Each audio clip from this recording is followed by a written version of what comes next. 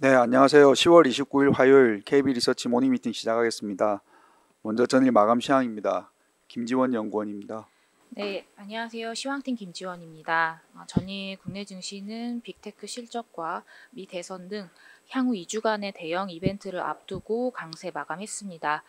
특히 2차 전지와 철강 업종이 큰 폭으로 상승한 반면에 은행과 보험 등 금융주들은 약세를 보였습니다.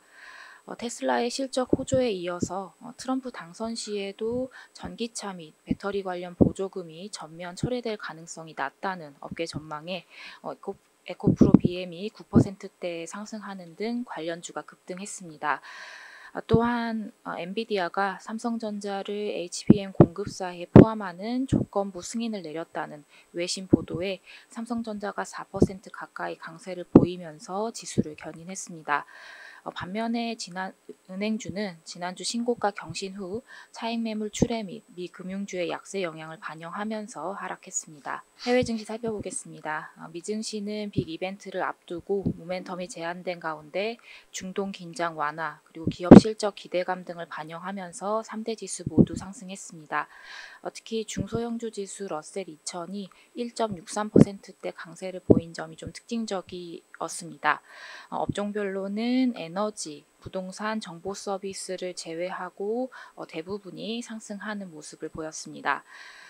중국 증시는 인민은행의 유동성 공급 기대감이 높아지면서 상승했고 유럽 증시는 중동 지정학적 리스크 완화 및 미 M7 실적 기대감을 반영하면서 일제히 상승했습니다. 미국 10년물 국채 수익률은 2년물과 5년물의 국채 입찰 부진과 미 대선 경계감 속에 상승했고 유가는 이스라엘의 제한적 보복 공습에 원유 공급 차질 우려가 감소함에 따라서 6%대 급락했습니다.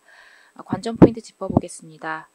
미국 10년물 국채 금리가 3개월 내 최고를 기록하고 있고 TMGT의 급등, 또 비트코인의 7만 달러 선 근접 등 시장은 트럼프 강선 가능성을 베팅하고 있는 상황입니다. 또한 TSMC가 하웨이 관련 출하 중지 보도에 약세를 보인 가운데 국내는 전일 급등한 삼성전자의 추가 강세 여부에 주목할 필요가 있겠는데요. 특히 전일 외국인이 삼성전자를 34거래일 만에 순매수하면서 분위기가 좀 반전됐습니다. 이러한 수급의 연속성이 이어질 수 있을지 여부가 관건이겠습니다. 감사합니다. 네, 오늘 발표가 많아서 요약은 생략하도록 하겠습니다. 첫 번째 자료는 해외 채권 시장에 관한 내용입니다. 박준우 연구원입니다. 미국 금리 상승의 배경 중에 하나는 트럼프 당선 가능성이 높아졌다는 점입니다. 저희가 막연하게 트럼프가 당선되면 금리가 오를 것이다라는 우려를 가지고 있지만 조금 숫자를 통해서 그 우려가 과장됐다는 부분들을 말씀을 드려보겠습니다. 그림으로 말씀을 드리면 이번 대선에서 중요한 정책 세 가지는 세금 정책, 관세 정책, 그리고 마지막으로 이민 정책입니다. 이 트럼프 당선 시에 이 세 가지 정책을 펼쳤다라고 했을 때 경제 즉 성장률과 인플레이션에 어떠한 영향을 미칠지를 좀 숫자로 보여드리면 첫 번째로 관세 정책입니다. 글로벌리 관세를 부과를 하게 되면 당연히 성장률에는 부정적인 효과가 관찰이 될 것이고 인플레이션이 굉장히 논란이 될 텐데 시장에서는 인플레이션의 상승을 우려하지만 실제로 경제 모델에 의하면 인플레이션은 오히려 하락할 가능성이 높다라고 생각이 됩니다. 장기적으로. 또한 이렇게 관세를 부과하게 되면 단순히 관세 부과 효과만 있는 것이 아니라 무역 불확실성이 높아지게 되는데 이 무역 불확실성이 높아지는 점도 성장률의 하방 압력 요인이고 인플레이션을 낮추는 요인이라고 생각을 합니다. 물론 트럼프의 정책 중에 금리를 끌어올리는 요인도 있습니다. 바로 이제 감세입니다. 개인세, 소득세 관련된 여러 가지 법인세 등을 연장하는 법안들이 통과된다라고 하면 성장률과 인플레이션에는 모두 상방 압력으로 작용할 것으로 예상이 되고 시장은 이 부분을 많이 걱정을 하고 있는 것 같습니다. 이제 같이 봐야 될 정책이 이 이민 감소에 따른 영향일 텐데 트럼프 정권 하에서는 이민자를 이제 추방하겠다는 정책을 얘기를 하고 있고 이 경우에는 성장률이 감세보다도 더 큰 폭으로 하락할 것으로 지금 예상이 되는 상황입니다. 종합을 해보자면 트럼프가 당선이 된다고 하더라도 금리의 추세 상승을 야기할 펀더멘털 변화는 없을 것 같고 오히려 성장률은 하방 압력이 더 높다라고 생각을 하고 있습니다. 그 다음 주목해야 될 정책이 결국 이러한 정책들을 펼치게 되면 정부 부채가 늘어난다는 점이 굉장히 부담입니다. 그래서 이제 보시는 표는 트럼프와 해리스 정책 사이에서 미국의 재정 적자가 어떻게 바뀔지를 두 가지 이제 비교를 해본 겁니다. 당연히 트럼프가 감세 정책을 주장을 하기 때문에 재정 적자가 더 많이 늘어나는 것을 이제 확인하실 수가 있고, 이걸 그래프로 보시면 다음과 같습니다. 미국의 정부 부채 비율, GDP 대비 정부 부채 비율은 현재 약 100% 수준이고요. 기본 전망과 트럼프와 해리스가 당선될 것이라고 가정한 이후에는 이렇게 더 빠르게 정부 부채 비율이 상승하는 것을 이제 확인하실 수가 있습니다. 이 트럼프와 해리스의 정부 부채 비율 차이가 약 한 5년 후에는 5%포인트의 차이가 날 것으로 예상이 되는데, 이걸 저희는 장기 금리로 치환을 하면 한 10에서 15bp 정도의 안팎 효과라고 생각을 합니다. 그래서 결론을 말씀드리면 트럼프의 정책이 펀더멘털적으로 금리의 추세 상승을 야기하는 정책은 아니라는 점, 그리고 정부 부채 누중으로 인한 금리 급등의 우려는 다소 과도한 측면이 있다고 생각을 해서 저희는 미국 국채에 대해서 긍정적인 의견을 드리겠습니다. 이상입니다.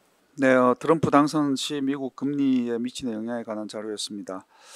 네, 다음은 ETF AI 지금 많이 주목받고 있는데요. 관련된 데이터 센터 밸류체인 ETF에 관련된 내용입니다. 박유한 연구원입니다. 안녕하세요. ETF 애널리스트 박유한입니다. 지금도 이제 AI가 뜨겁습니다. 어제 애플의 첫 AI 소프트웨어 애플 인텔리전스가 전 세계 적용을 앞두고 있다라는 기사가 났었는데요. 이제 본 자료에서는 사실 현재 제가 가장 궁금한 두 가지 질문에 답해보고자 했습니다. AI가 이렇게 뜨거운데 이제 계속될 수 있을지, 그리고 계속될 수 있다면 무수히 많은 AI 관련주 중에 도대체 무엇에 투자를 해야 될지입니다. 결론부터 말하자면 이제 AI는 버블이 아니고 계속될 것이라고 보고 있으며, 투자의 기회는 이제 AI발 신경제 모멘텀을 뒷받침하는 구경제 기업에서 찾아야 한다는 것이 결론입니다. 이제 지난 몇 년간 이제 기술 거대 기업 마이크로소프트, 메타, 알파벳, 아마존이 AI 인프라에 수천억 달러를 투자했습니다. 이 중 많은 부분이 이제 데이터 센터 구축에 필요한 반도체 및 기타 자재에 사용됐는데요. 사실 이제 하이퍼스케일러가 이처럼 높은 수준의 지출을 계속하려면 궁극적으로는 이익 성장의 형태로 투자에 대해서 실질적으로 보상을 받아야 합니다. 실제로 이제 대형 성장주의 지난 분기 실적 발표에서는 AI 관련 캐펙스 확대 기조 속에서 주력 부분에서 매출액이 얼마나 많이 나왔느냐에 따라 주가 반응이 차별화되기도 했습니다. 하지만 이제 투자자들은 사실 AI로 이익을 내는 것에 대해 오해가 있다고 생각을 합니다. 먼저 첫 번째로 AI는 사실 그 자체로 판매에 따른 이익 실현이 되는 제품이 아닙니다. 이제 새로운 인프라로서 기업들이 더 다양한 서비스를 제공하는데 필수 기반이 되어주는 기술 소프트웨어에 해당하는데요. AI 인프라 지출에 대한 비용, 그리고 그로 발생할 매출에 대한 인식 과정은 사실은 이제 일반 제품의 매출 인식 과정과는 다르게 계산되어야 합니다. 그리고 이제 다른 측면에서 사실 기업들은 이미 AI로 돈을 벌고 있습니다. 구글 클라우드가 게시한 이제 보고서를 살펴보시면요. 74% 이상의 조직이 하나 이상의 생성형 AI 사용해서 ROI를 이미 실현하고 있습니다. 그리고 이제 생성형 AI 배포 이후에 매출이 늘어난 기업은 86%에 달합니다. 설문조사에 응한 기업들 중에 52%는 연매출이 약 6%에서 10% 가까이 향상됐다고 답했으며 30%는 10% 이상 향상됐다고 답했습니다.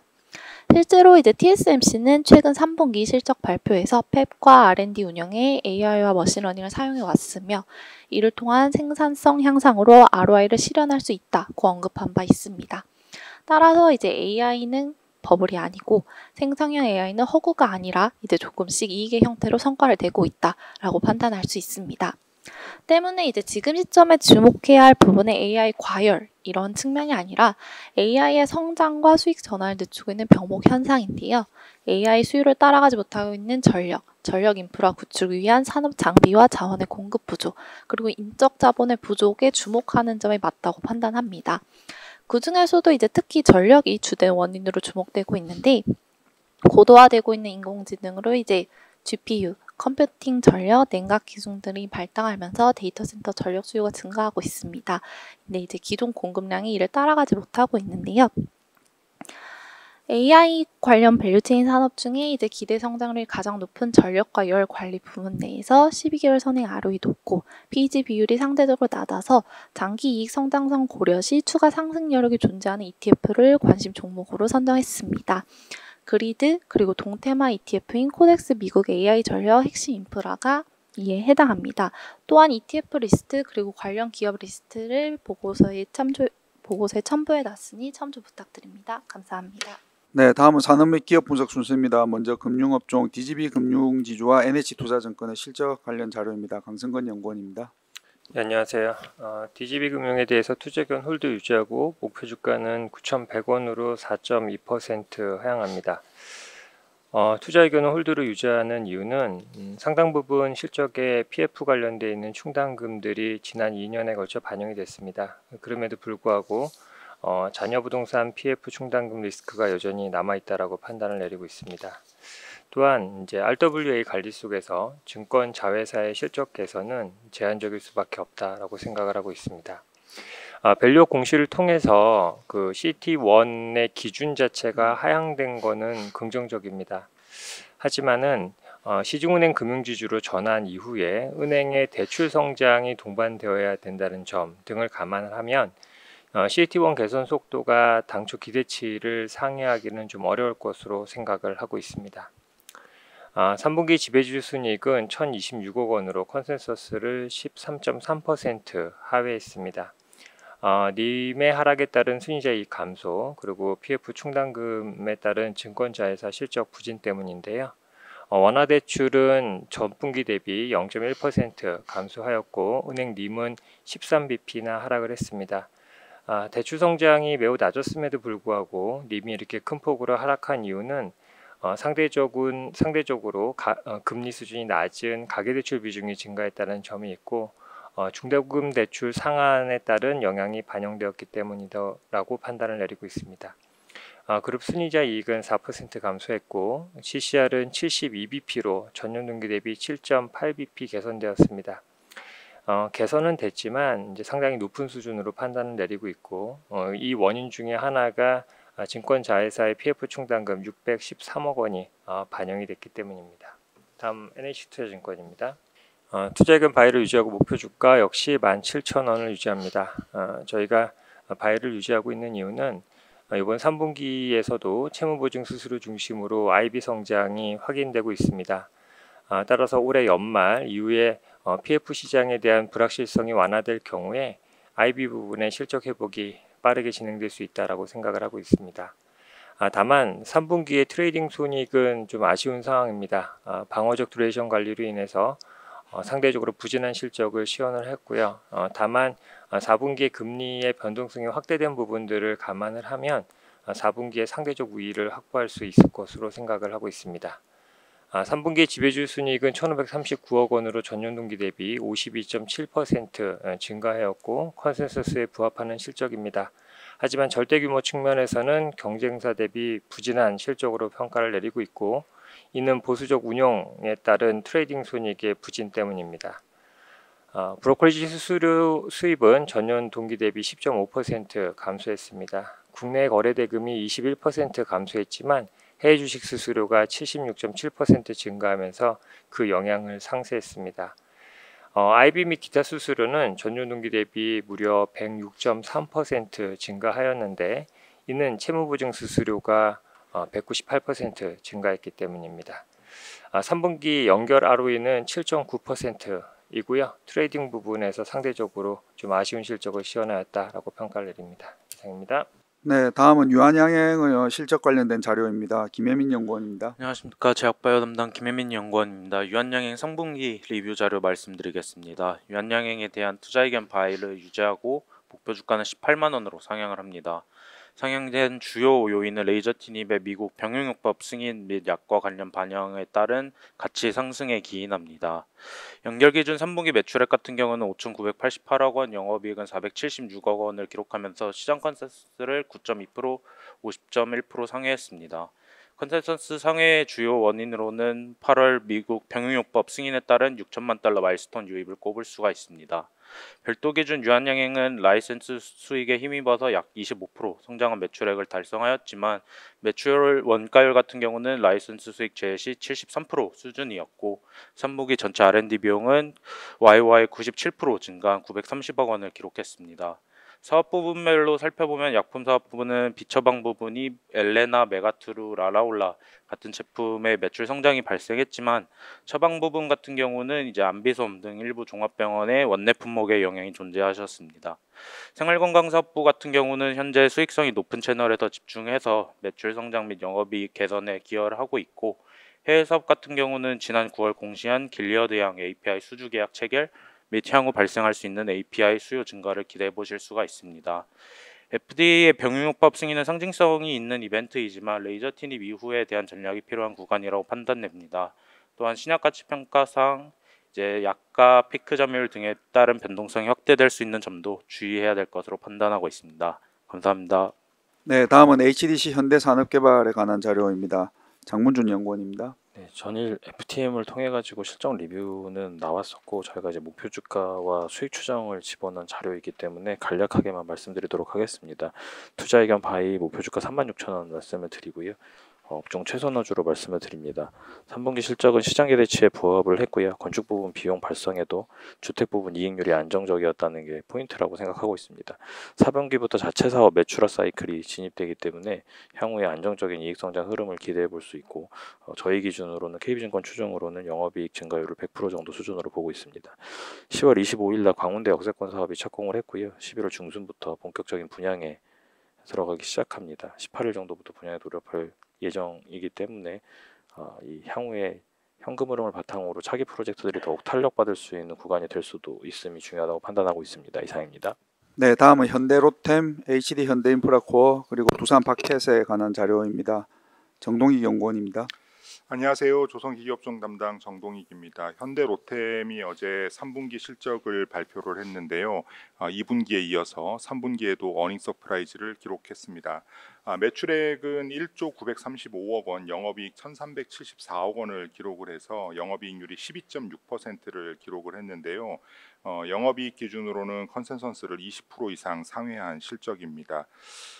회계적인 이슈로 1분기에 다소 주춤했었던 폴란드양 K2 전차 매출액이 2분기에 안정화된 데 이어서 3분기에는 생산량이 증가하면서 실적 개선을 이끈 것으로 판단이 됩니다. 3분기 방산 수출 영업이익률은 27.7%를 기록한 것으로 추정이 되는데요. 이에 따라서 방산 부분의 영업이익률은 수출 부분에서 1분기에 20.2%, 2분기에 25.6%, 3분기에는 27.7%로 지속해서 상승 중입니다. 올해 3분기까지 폴란드에 인도된 K2 전차가 모두 34대인데요. 올해 예정 물량 56대 중 잔여 물량 22대는 4분기 중에 모두 인도될 예정입니다. 4분기 중에는 K2 전차 폴란드 2-1차 180대에 대한 실행 계약이 체결될 것으로 전망이 됩니다. 또한 한국군 4차 양산 약 2조 원 규모인데요. 이후 계약도 4분기 중에 이루어질 것으로 전망이 되어서 양호한 실적과 함께 수주 모멘텀도 지속될 것으로 전망이 되어 지속적인 관심이 필요할 것으로 판단이 됩니다. 다음은 HD 현대인프라코어 말씀드리겠습니다. 목표 주가를 7,500원으로 하향 조정하고요. 투자 의견도 기존 바이에서 홀드로 하향 조정하겠습니다. 3분기 실적은 어닝 쇼크를 기록을 했습니다. 매출액은 9,098억 원, 영업이익 207억 원 기록했는데요. 영업이익은 전년 동기 대비해서 77% 감소한 수치입니다. 컨센서스를 크게 하회했는데 건설기계 부분이 글로벌 경기 둔화와 금리 인하 지연 대선 불확실성 등으로 인해서 북미와 유럽의 수요 부진이 심화된 가운데 프로모션 비용 증가와 물류비 상승 등이 겹치면서 영업 손실을 기록한 것이 큰 부담으로 작용을 했습니다. 선진 시장은 금리 인하 폭과 시기에 대한 불확실성이 지속되고 있어서 2025년 하반기가 되어야 본격적인 회복세를 기대할 수 있을 것으로 전망이 됩니다. 신흥시장 역시 글로벌 긴축과 환율 불안, 경기 불확실성, 지정학적 리스크 확대 등으로 2025년 상반기까지는 추가 하락이 예상되는 상황입니다. 다음은 두산 밥켓 말씀드리겠습니다. 목표 주가를 42,500원으로 하향 조정하고요. 투자 의견도 바이에서 홀드로 하향 조정하겠습니다. 조금 전에 말씀드린 HD 현대인프라코어와 마찬가지로 두산 밥켓도 3분기에 어닝 쇼크를 기록을 했습니다. 매출액은 약 1.8조 원, 영업이익 1,257억 원을 기록을 했는데요. 매출액은 한 15% 정도 컨센을 하회했고 영업이익은 시장 예상치의 절반을 조금 넘는 매우 부진한 실적이었습니다. 고금리에 따른 시장 수요 감소와 딜러들의 재고 조정 등이 지금 실적 부진의 주된 배경으로 판단이 되는데 3분기의 부진은 단시일 내에 회복되기는 어려울 것으로 전망합니다. 콤팩트와 산업 차량의 경우 4분기에도 딜러들의 재고 조정이 지속될 전망이고요. 지정학적 리스크에도 불구하고 국제 유가가 하락함에 따라서 포터블 파워의 수요도 정체될 전망입니다. 내년 상반기에는 올해 하반기보다는 상황이 나아지겠지만 올해 상반기에 높은 기저의 영향으로 YOY 역성장은 하반기 이후에나 해소될 것으로 전망이 됩니다. 이상입니다. 네, 다음은 해외 주식에 관한 내용들입니다. 먼저 테슬라고요. 김세환 연구원입니다. 안녕하세요. 미국 주식 종목 담당 김세환입니다. 테슬라가 실적 발표가 괜찮게 나왔지만 저희는 이제 주가는 상대적으로 높은 수준이기 때문에 운용 비중을 확대하기는 이르다고 판단을 하고 있습니다. 먼저 이번에 발표한 내용들에서 몇 가지를 좀 살펴보면 분기 차량 판매는 증가를 했습니다. 소폭 증가했지만 사실상 가격이나 그리고 금융 인센티브 등으로 평균 판매 가격이 낮아졌습니다. 두 번째는 흑자 전환한 사이버 트럭의 판매 비중은 아직 전체 비중에 비하면 3Y 외에는 나머지 비중은 5.5%밖에 달하지 않는 점이라서 그 전체 매출에는 큰 영향을 끼치지 못하고 있습니다. 무엇보다 중요한 건 테슬라의 주가가 지금 너무 조금 과하게 반영이 되어 있다라고 판단하고 있는데요. 일단 테슬라의 12개월 선행 ROE는 12.5%로 시장 수익률 20%보다 낮은 수준이고 반면 이제 12개월 선행 PER은 86.5배로 굉장히 높은 수준입니다. 향후 EPS 성장률 2년치를 반영해서 PER을 한번 쪼개 보아도 PEG 배수가 8.4배이기 때문에 시장 평균 1.8배를 상회하고 있어서 저희는 이제 MP 기준에서는 운용 비중을 축소 의견을 유지하도록 합니다. 하지만 이제 긍정적인 소식도 많았기 때문에 이러한 이제 플랜들이 정말 잘 지켜지면서 재무제표에 반영되는 시점부터 저희는 테슬라는 재평가가 이루어져야 된다라고 생각을 하고 있는데요. 우선 일단 건설적인 부분을 살펴보면 2025년의 판매 성장을 일단 20에서 30%로 제시를 했고 시장 컨센은 한 20% 정도로 지금 현재 반영을 하고 있는 분위기인 것 같습니다. 사이버 택시 같은 경우는 2026년부터 연간 200만 대 생산 목표를 설정을 했고 2025년 상반기에는 3만 달러 이하의 가성비 모델도 출시할 것을 언급을 했습니다. 그 외에 이제 풀 셀프 드라이빙 FSD 13 버전 출시가 예정되어 있고 이번에 옵티머스도 손하고 팔 부분에서 개선을 조금 했죠. 실적 부분을 간단하게만 한번 요약을 해드리면은 매출하고 EPS는 7에서 9% 정도 성장을 했습니다. 영업마진은 전년 동기 대비 3.5%포인트 증가한 11%를 기록을 했고 이번 실적에서 가장 조금 빛이 났던 부분은 에너지 생산 및 저장 부분 매출, 이 부분이 지금 전체 매출에서는 아직 한 9.4%밖에 안 되긴 하지만 전년 동기 대비는 52% 정도 증가를 했습니다. 전기차 매출은 1.3% 정도 증가했고 차량 판매량은 46만 대 정도로 전년 동기 대비는 6% 정도 판매량이 증가를 했습니다. 자세한 내용은 리포트를 참고해 주시기 바랍니다. 네, 이어서 록히드 마틴에 관한 자료입니다. 유중호 연구원입니다. 네, 안녕하세요. 미국 기업 분석 담당 유중호입니다. 록히드 마틴 자료 발표드리겠습니다. 록히드 마틴의 이제 높은 주주 환원은 지속적으로 이어질 것으로 기대되는데요. 다만 이제 주가 멀티플이 조금 부담스러운 수준까지 올라오면서 단기 주가 상승 여력은 제한적일 것으로 좀 보고 있습니다. 이 밖에 미 국방부와의 라치 89 그리고 F-35 인도가 좀 지연되면서 이에 따른 손실도 재무 부담으로 작용하고 있고요. 록히드 마틴의 12개월선 ROE 같은 경우에는 94.4%로 높은 수준을 유지 중이지만 연초 이후 주가 상승이 좀 나타나면서 12개월선의 PB가 높아졌고 그리고 PE 멀티플도 20.2배로 지난 1년 최고치에 근접했습니다. 올해 가이던스를 보면은 중단 정도일 것으로 예상했습니다. 이 밖에 이제 F-35가 임시 판매가 재개되면서 이를 반영해서 주당 순이익은 소폭 상향했고요. 이번 분기에 기업을 하나 인수하면서 우주 산업에 대한 경쟁력을 좀 키웠는데요. 이 여파로 인해서 자사주 매입 금액을 올해 하향 조정했습니다. 일단 라치 19 계약은 내년에 정상화될 것으로 일단 기대는 하고 있는데요. 이번 계약 지연으로 매출액은 약 7억 달러를 내년으로 이연했고 그리고 6억 달러 정도의 손실과 추가 비용 부담이 있을 것으로 예상하고 있습니다.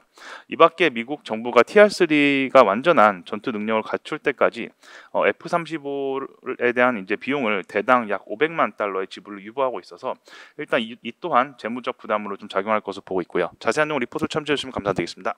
네, 오늘 마지막 자료 중국 기업 기주 모태주에 관한 내용입니다. 강유주 연구원입니다. 안녕하세요. 중국 일본 담당 강효주입니다. 최근에 중국 소비가 돌아서는지에 대해서 궁금하셔 하는 분들이 굉장히 많은데, 일단 중국의 대표 소비주 기주 모태주는 3분기 실적이 별로 좋지는 않았던 것 같습니다. 일단 매출액 15%, 순이익 13% 증가하면서 예상치를 상회한 건 맞는데, 사실 이번 실적 성장은 판매량이 늘어났다기보다는 출고가 인상 덕이 좀 크다라고 보시면 될 것 같고요. 지난해 4분기에 귀주 모태주가 대표 제품인 비천 모태주의 출고 가격을 20% 인상을 했습니다. 그러다 보니까 판매량은 사실상 3개분기 연속 역성장을 보이고 있는 상황이고요. 대표 제품이 너무 비싸다 보니까 중고가 제품으로 인기가 좀 내려오는 듯 했었는데, 지금은 중고가 대표 제품 가격마저도 출고가를 하회하는 수준으로 거래가 되고 있어서 수요가 좋지 않다라는 걸 좀 보실 수 있을 것 같습니다. 지금 주가는 최근에 경기부양책 발표 때문에 잠깐 급등했던 거를 제외를 하면 계속 하락 국면을 이어가고 있는 상황이고요. 주가 방어를 위해서 사주 매입과 소각 계획을 발표를 했지만, 유통주식수에서 0.1에서 0.23 정도밖에 차지를 하지 않고 있어서 주가 방향성을 뒤바꾸기엔 좀 역부족이라고 보고 있습니다. 앞서 말씀드렸다시피 출고가 인상 시기가 지난해 4월이었기 때문에 이번 4Q 실적은 별로 좋지 않을 가능성이 굉장히 높다고 보고 있고요. 주가의 상승 전환을 위해서는 지금 진행되고 있는 중국판 블랙 프라이데이 11절 행사에서 확실하게 판매량 변화가 나타나야 된다고 보고 있습니다. 자세한 내용은 리포트 참고해 주시기 바랍니다. 네, 이상으로 10월 29일 화요일 KB 리서치 모닝 미팅 마치도록 하겠습니다. 감사합니다.